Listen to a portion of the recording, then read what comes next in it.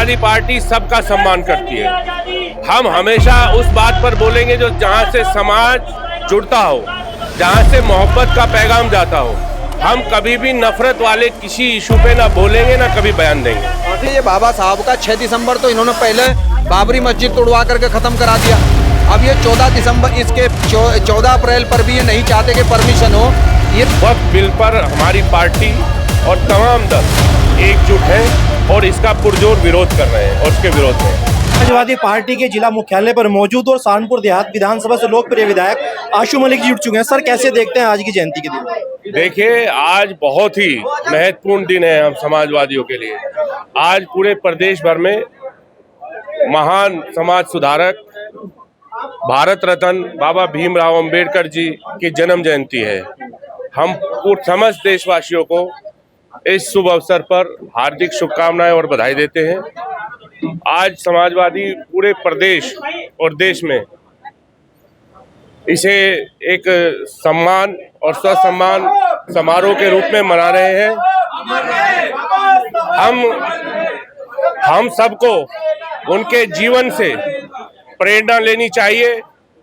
आज जो भी अधिकार हमारे पास, चाहे वो वोट का अधिकार हो, चाहे न्याय का अधिकार हो, चाहे हमारे मौलिक अधिकार हो, वो एक ऐसा संविधान हम लोगों को दिया है जो सबसे बड़ी ताकत संविधान हमारा है।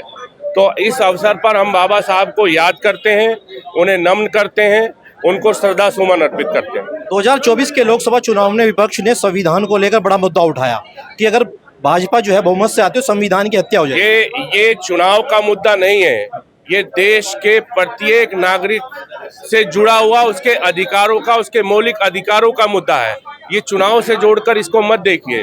समाजवादी पार्टी ने पहले भी लोकतंत्र को बचाने के लिए, संविधान को बचाने के लिए मैदान में थी। समाजवादी पार्टी आज भी इस मुद्दे को लेकर मैदान में है। वक्फ बोर्ड को लेकर लगातार जो है विपक्ष लामबंद है, क्या कुछ कहना चाहेंगे?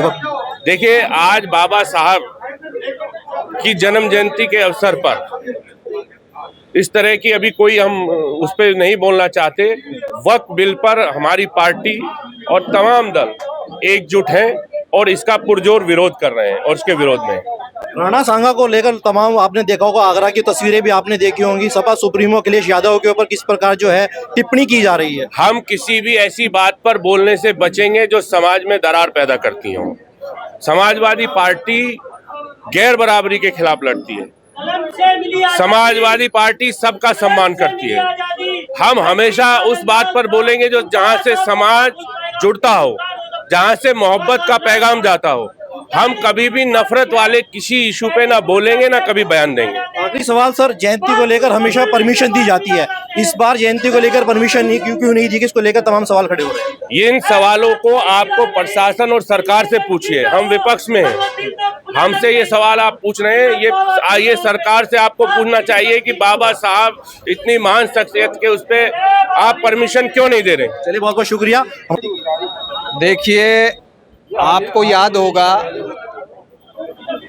चाहे बाबा साहब की जयंती का कार्यक्रम हो, चाहे उनके परिनिर्वाण दिवस का कार्यक्रम हो, बाबा साहब एक ऐसे महामानव, एक ऐसे योद्धा हैं इस देश में कि उनकी जयंती हो या परिनिर्वाण दिवस हो तो ये लोगों में जागरूकता पैदा करता है कि इस देश की जनता को अधिकार कहाँ से मिले हैं, इस देश के अंदर सब लोगों को पढ़ने लिखने का अधिकार कहाँ से मिला है और इस देश में अभिव्यक्ति की आज़ादी कहाँ से मिली है।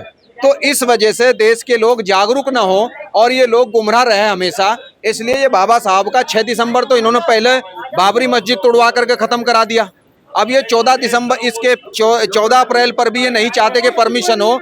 ये धीरे धीरे जो ये अभियान है, जो जागरूकता का अभियान है, इसको बंद करना चाहता है आरएसएस। ये है इसका कारण, इसके अलावा कोई दूसरा कारण नहीं। शुक्र। तो आपने देखा समाजवादी पार्टी के मुख्यालय पर मौजूद थे, जहाँ पर जो है समाजवादी पार्टी ने कहीं ना कहीं एक बार भाजपा सरकार पर निशाना साधा है।